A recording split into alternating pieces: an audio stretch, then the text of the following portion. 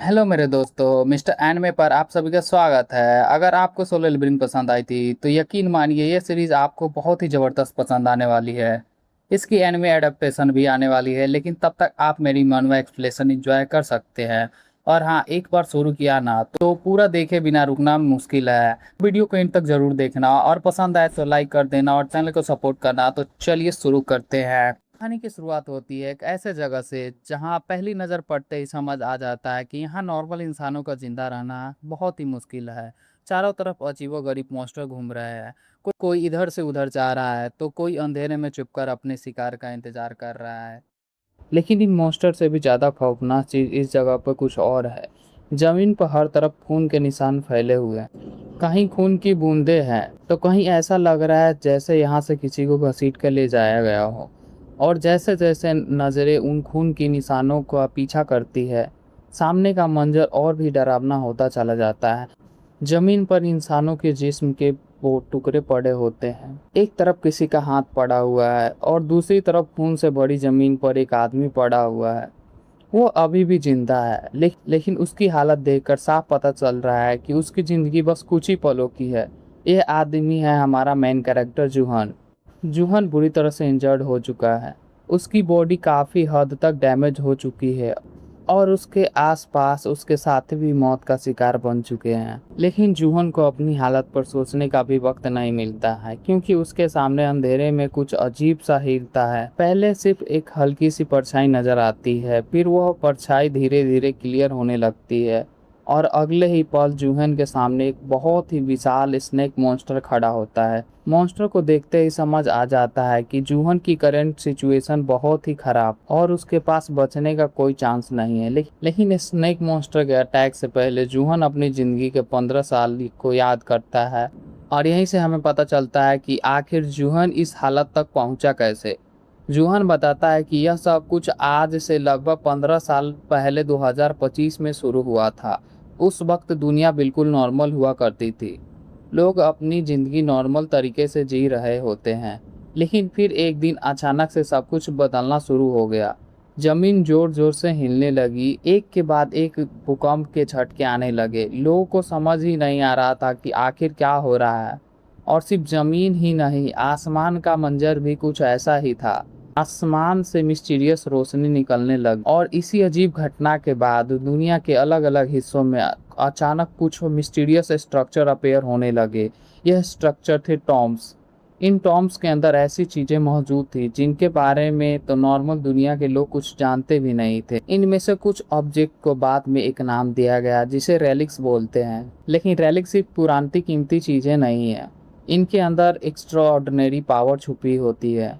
जो इंसान किसी रैली को ओबिटेन कर लेता है उसके अंदर एक अजीब और पावरफुल एबिलिटी डेवलप्ड हो जाती है। और जैसे ही इस दुनिया को रेलिक्स के बारे में पता चला, लोगों की सोच भी बदल गई। अब किसी को अपनी नॉर्मल जॉब में इंटरेस्ट नहीं था, किसी को बिजनेस की फिक्र नहीं थी। हर किसी के दिमाग में बस एक ही चीज थी, टॉम्स के अंदर जाओ, रेलिक्स ढूंढो और पावरफुल बन जाओ। दुनिया भर के लोग टॉम्स एक्सप्लोर करने के लिए निकल पड़े और उन लोगों को देखकर जूहन ने भी डिसाइड किया कि वह भी अब टॉम राइडर बनेगा। जूहन भी टॉम्स के अंदर एक्सप्लोरेशन करने लगा। लेकिन जूहन को नहीं पता था कि एक दिन उसके हाथ एक ऐसा रेलिक लगने वाला है जो उसकी पूरी दुनिया बदल देगी। एक एक्सप्लोरेशन के दौरान जूहन को एक आर्कियोलॉजिकल रेलिक मिलती है और जैसे ही वह रेलिक जूहन के हाथ में लगता है उसके साथ कुछ एक्स्ट्रा ऑर्डिनरी होने लगता है। उसके दिमाग में टॉम से जुड़ी इंफॉर्मेशन जैसे जैसे एक साथ अनलॉक होने लगती है। टॉम का स्ट्रक्चर, टॉम के सीक्रेट और उनके अंदर मौजूद डेंजर और उन्हें एक्सप्लोर करने का तरीका। जूहन की अंडरस्टैंडिंग दूसरे रेडर्स के कंपैरिजन में बहुत ज़्यादा बढ़ जाती है और वो टॉम्स को सिर्फ एक नॉर्मल एक्सप्लोर की तरह नहीं देखता है। वह उनके स्ट्रक्चर और हिडन इंफॉर्मेशन दूसरों के कहीं बेहतर समझने लगा था। जूहन को लगा था कि अब उसकी यह एबिलिटी उसके लिए सबसे बड़ी स्ट्रेंथ बनेगी। लेकिन जब वह अपने रैली के साथ टॉम के बाहर निकला, तब तक बाहर की दुनिया पहले जैसी नहीं रही थी। जिन लोगों ने सबसे पहले रेलिक्स हासिल किए थे। उन्होंने अपनी पावर का मिसयूज करके नए दुनिया के सिस्टम पे पूरा कंट्रोल जमा लिया था। पावरफुल लोग और पावरफुल ऑर्गेनाइजेशन सामने आ चुके थे और अब कोई भी आदमी अपनी मर्जी से कोई इंडिपेंडेंट टॉम राइडर नहीं बन सकता था। अगर किसी को टॉम एक्सप्लोर करने थे तो उसे किसी ऑर्गेनाइजेशन या पावरफुल ग्रुप के अंदर काम करना पड़ता था। जूहन के पास ऑप्शन बहुत कम थे, इसलिए आखिरकार उसे भी एक ऐसी पावरफुल आदमी के साथ काम करना पड़ा जो आदमी का नाम था क्यूवॉन। क्यूवॉन बहुत ही एम्बिशियस और लालची आदमी था। उसे जूहन के रैली की पावर और उसे मिलने वाली इंफॉर्मेशन की वैल्यू अच्छी तरह से पता थी। जूहन के पास टॉम की नॉलेज थी और क्यूबॉन के पास रिसोर्स और पावर, इसलिए जूहन की नॉलेज का यूज करके क्यूबॉन एक के बाद एक रैलिक हासिल करता चला गया। जितनी बार जूहन किसी टॉम के अंदर में इंफॉर्मेशन देता, क्यूबॉन उसका फायदा उठाता। धीरे धीरे क्यूबॉन की पावर बढ़ती गई और एक वक्त ऐसा आया जब क्यूबॉन दुनिया का सबसे बड़े रेलिक होल्डर में से एक बन गया। लेकिन यहाँ सबसे बुरी बात यह थी कि क्यूबॉन को इतना पावरफुल बनाने में जूहन का सबसे बड़ा हाथ था। फिर भी किसी ने जूहन को इम्पोर्टेंस नहीं दी। लोगों की नज़र में जूहन बस क्यूबॉन के नीचे काम करने वाला एक आदमी था। उसकी नॉलेज का सब यूज करते, लेकिन क्रेडिट किसी और को मिलता था। जूहन यह सब सालों तक सहता रहा, लेकिन फिर एक दिन क्यूबॉन ने जूहन और उसकी टीम को एक नए मिशन पर भेज दिया। पहली नज़र में यह एक नॉर्मल मिशन लग रहा था, लेकिन जूहन को मिशन की डिटेल्स मिलते ही कुछ गड़बड़ महसूस हुई। उसने कैलकुलेशन की, सिचुएशन को समझा और फिर उसे पता चल गया कि यह मिशन असल में एक ट्रैप था। जूहन को पहले ही समझ आ गया था कि इस मिशन से उनकी टीम का जिंदा वापस आना पॉसिबल नहीं है और जूहन ये भी समझ गया था कि वोन ने उसे जानबूझकर यहाँ भेजा है। वोन को अब जूहन और उसकी टीम से डर लगने लगा था। वक्त के साथ उसकी स्किल बहुत इम्प्रूव हो गई थी। अगर जूहन और उसके साथी इसी तरह पावरफुल होते रहे तो एक दिन वह किबोन के लिए खतरा बन सकते थे। इसलिए किबोन ने उन्हें ख़त्म करने के लिए एक ऐसा मिशन चूज किया जहां उसकी मौत ऑलमोस्ट सर्टेन थी। अब हम वापस प्रेजेंट में आ जाते हैं। वही डार्क टॉम, वही मॉन्स्टर्स और वही जूहन जो अपनी मौत के इंतजार कर रहा था। स्नेक मॉन्स्टर अचानक जूहन की तरफ अटैक करता है। जूहन अपनी बची हुई स्ट्रेंथ को यूज करता है और किसी तरह उस अटैक से बचता है। उसकी नज़र आसपास पड़े एक पत्थर पर पड़ती है। जूहन तुरंत उस पत्थर को उठा लेता है और पूरी ताकत से स्नेक की तरफ फेंकर मारता है। फिर वो गुस्से में चिल्लाता है और कहता है, कमीने, मेरे सारे साथियों को मारने और खाने के बाद भी तेरा पेट नहीं भरा? तो आजा, अगर इतनी ही भूख लगी है तो मुझे भी खा ले। लेकिन एक बात याद रखना, अगर मैं तेरे अंदर गया तो तुझे भी अंदर से खत्म करने की कोशिश करूंगा। जूहन की धमकी सुनने के बाद भी स्नेक मॉन्स्टर रुकता नहीं है। उसके लिए जूहन बस एक शिकार था। मॉन्स्टर धीरे धीरे जूहन के पास आने लगता है। उनको समझ आ जाता है कि अब उसकी मौत कुछ ही पल की दूरी पर है और इसी वक्त उसके दिमाग में एक ही थॉट आता है, काश उसे एक बार वक्त में पीछे जाने का चांस मिले। अगर उसे अपनी ज़िंदगी दोबारा जीने का मौका मिलता है तो सबसे पहले वह किवोन का हिसाब करता। जूहन मन ही मन में सोचता है, अगर मुझे सिर्फ एक बार पास्ट में लौटने का चांस मिल जाए तो मैं किवोन को कभी इतना पावरफुल बनने ही नहीं दूंगा। लेकिन जूहन की यह विश पूरी होगी, उसने यह कभी सोचा भी नहीं था।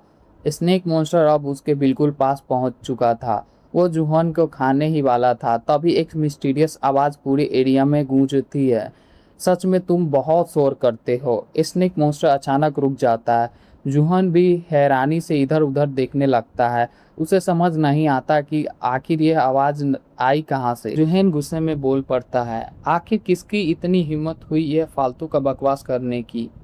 कुछ पल तक खामोशी रहती है, फिर वही आवाज़ दोबारा सुनाई देता है, तुम सच में मेरी आवाज़ सुन सकते हो। रोहन इस बात पर ज़्यादा सरप्राइज नहीं होता है और वो कहता है, मेरे लिए कोई बड़ी बात नहीं है, मैं रेलिक्स की आवाज़ सुन सकता हूँ। मुझे नहीं पता कि तुम कौन सा रेलिक हो, लेकिन अगर तुम मुझसे बात कर सकते हो तो पहले इस अजीब से मॉन्स्टर को मार दो, उसके बाद मुझे स्टॉर्म से बाहर निकाल देना। लेकिन मिस्टीरियस रेलिक जूहेन की रिक्वेस्ट मानने के बजाय उसकी कंडीशन की तरफ ध्यान दिलाते हुए वो कहता है, एक बार अपनी पूरी बॉडी की कंडीशन देखो।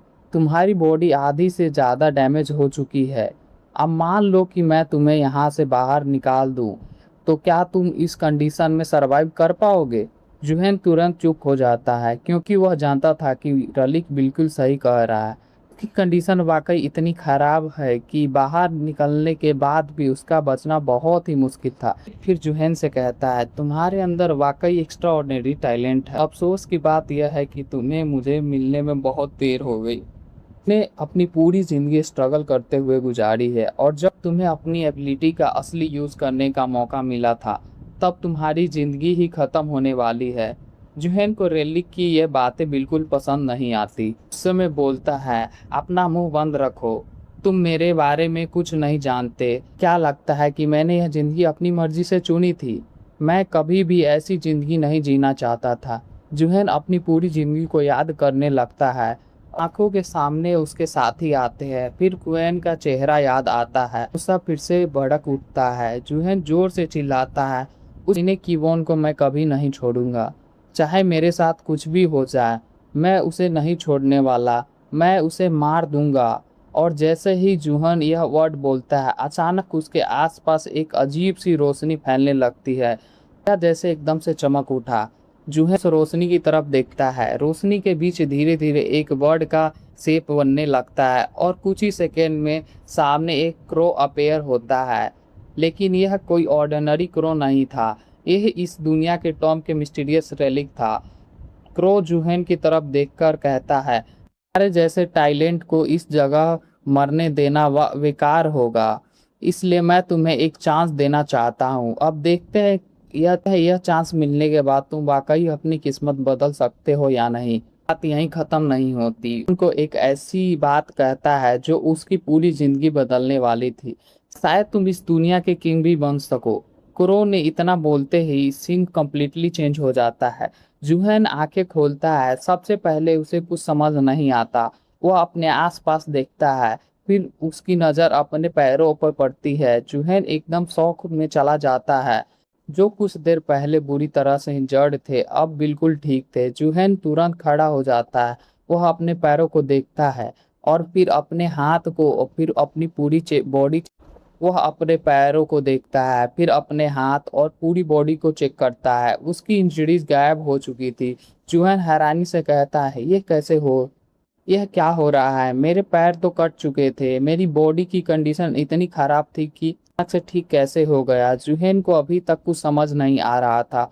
वह आसपास देखने लगा और तब उसे रियलाइज होता है कि वह अकेला नहीं है। उसके आसपास कुछ पुलिस ऑफिसर मौजूद है। काफी सारे लोग वहां बैठे हुए हैं।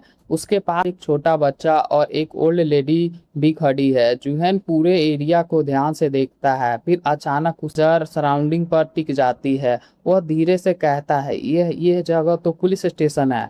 जूहन अपनी सिचुएशन समझने की कोशिश कर रहा होता है कि सामने खड़ा एक पुलिस ऑफिसर उसे गुस्से में कहता है, मैं कब से तुम्हारी आइडेंटिटी पूछ रहा हूँ, तुम इतनी देर से चुपचाप बैठे क्या कर रहे हो? जूहन को रियलाइज होता है कि ऑफिसर उसे पूछ रहा था। वह तुरंत संभलता है और कहता है, अरे हाँ सॉरी सर। पुलिस ऑफिसर जूहन से उसकी बेसिक डिटेल पूछना शुरू करता है।